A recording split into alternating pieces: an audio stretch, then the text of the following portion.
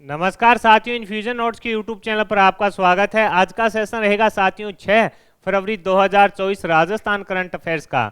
इस सेशन के अंदर साथियों जितने ही महत्वपूर्ण प्रश्न बने हैं उनकी जानकारी मैं आपके साथ शेयर करूंगा। साथ ही उन प्रश्नों से जुड़े जो महत्वपूर्ण तथ्य आपसे आगामी प्रतियोगिता परीक्षा में पूछे जा सकते हैं उन पर भी जानकारी साझा करूंगा। और इसके बाद साथियों अपने देखेंगे सूजस सार। सूजस सार इसलिए इंपॉर्टेंट है साथियों कि सूजस के अंदर सरकार के जिन कार्यों का प्रकाशन होता है वहां से करंट अफेयर्स के क्वेश्चन पूछे जाते हैं। तो सेशन आपको पसंद आए तो इसे लाइक व शेयर जरूर कीजिएगा। इन्फ्यूजन नोट्स के यूट्यूब चैनल को लाइक व सब्सक्राइब कीजिएगा।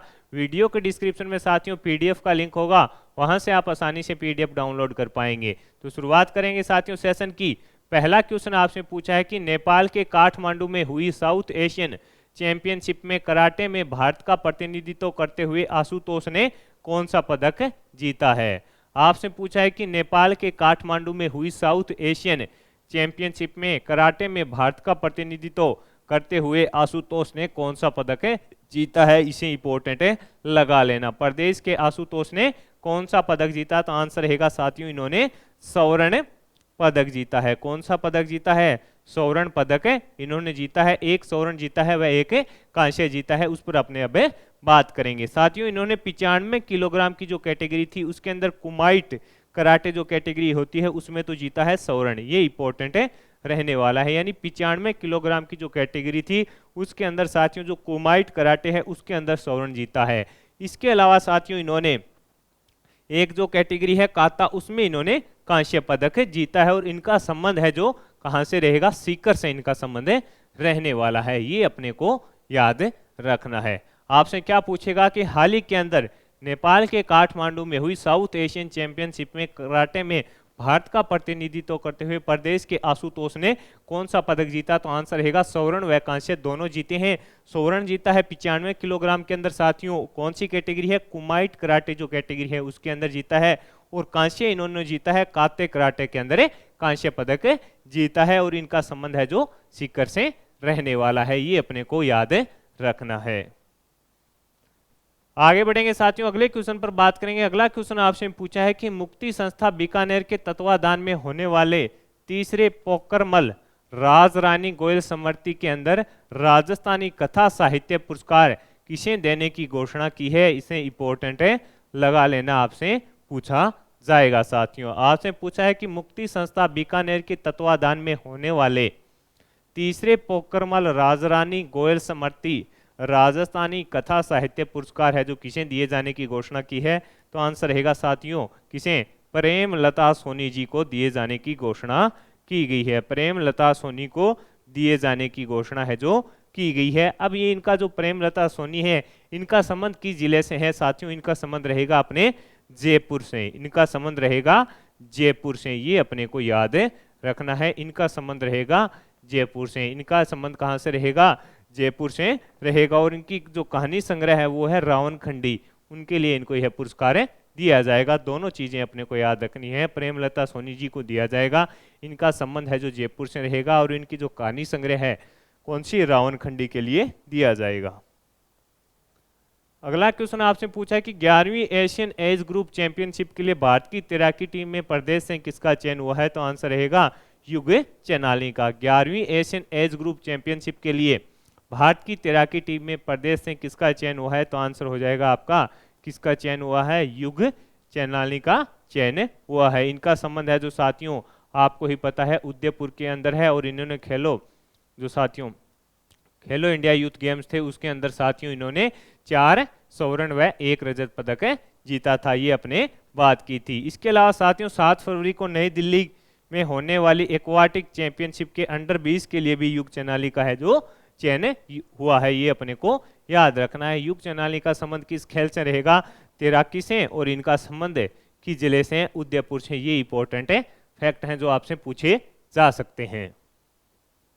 अगले क्वेश्चन पर बात करेंगे। अगला क्वेश्चन आपसे पूछा है कि सांसद खेल महाकुंभ का आयोजन कहां किया गया। सांसद खेल महाकुंभ का आयोजन कहां पर किया गया, तो आंसर रहेगा साथियों पाली के अंदर इसका आयोजन किया गया था। पाली के बागड़ स्टेडियम में इसका आयोजन किया गया था। और इसके अंदर साथियों जो अपने पीएम है भजनलाल जी शर्मा, वो माफ कीजिए सीएम भजनलाल जी शर्मा व पीएम मोदी जी के द्वारा वर्चुअली रूप से है जो वहां पर संबोधन भी किया गया था। पीएम व सीएम के द्वारा साथियों वर्चुअली रूप से संबोधन किया गया था। पीएम मोदी जी व सीएम भजनलाल शर्मा जी के द्वारा है जो वीडियो कॉन्फ्रेंसिंग के माध्यम से वहां पर संबोधन भी किया गया था। आयोजन कहाँ हुआ सांसद खेल महाकुंभ का, तो आंसर हो जाएगा आपका पाली के अंदर इसका आयोजन किया गया था। ये अपने को याद रखना है।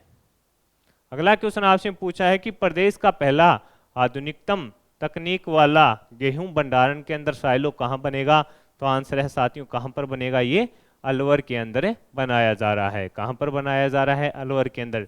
प्रदेश का पहला आधुनिकतम तकनीक वाला गेहूं भंडारण के अंदर साइलो कहाँ बनेगा, तो आंसर रहेगा अलवर के अंदर बनाया जा रहा है साथियों। 75,000 मेट्रिक टन इसकी क्षमता रहेगी। 75,000 मेट्रिक टन इसकी क्षमता रहेगी और दिसंबर 24 के अंदर इसको तैयार कर दिया जाएगा। संभावित दिसंबर 2024 तक इसको तैयार है जो कर दिया जाएगा। ये इसकी जानकारी है जो अपने को याद रखनी है।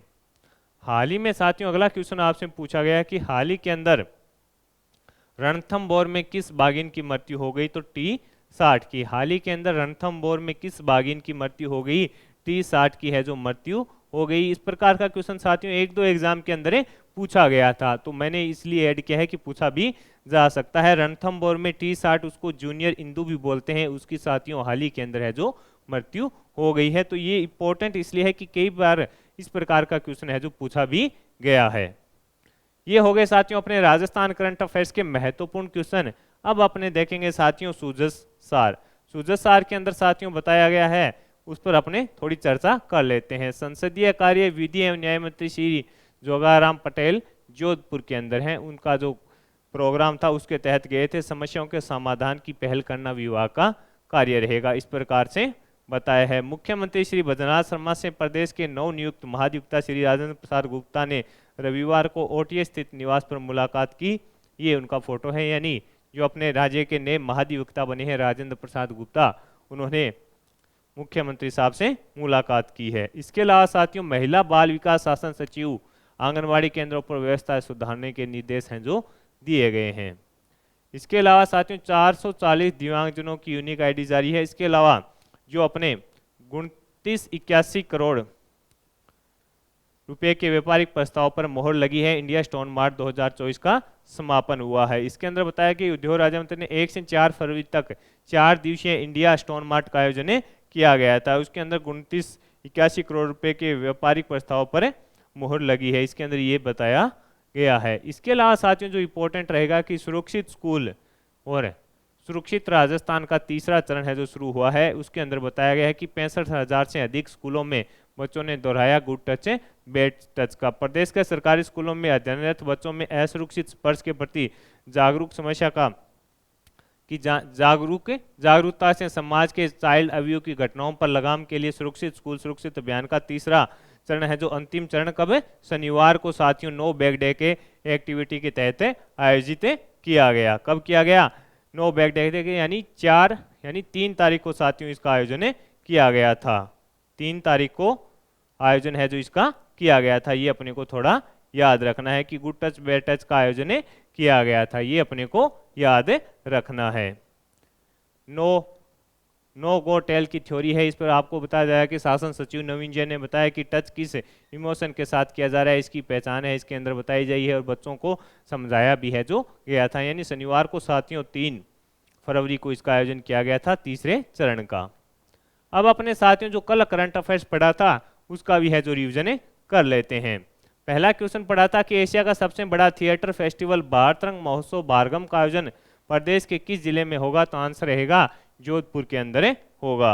अगला क्वेश्चन था कि इंडियन स्टोन मार्ट चॉइस में लाइफ टाइम अचीवमेंट अवार्ड किसे दिया गया, यशवंत कुमार शर्मा को दिया गया। हाल ही में शारदीय शिक्षक सम्मान से किसे सम्मानित किया गया, अर्चना सिंह है। एयू स्मॉल फाइनेंस बैंक ने विभिन्न क्षेत्रों में इनोवेशन में सेवाओं को बढ़ावा देने के लिए किसके साथ समझौता किया, आईआईटी जोधपुर के द्वारा।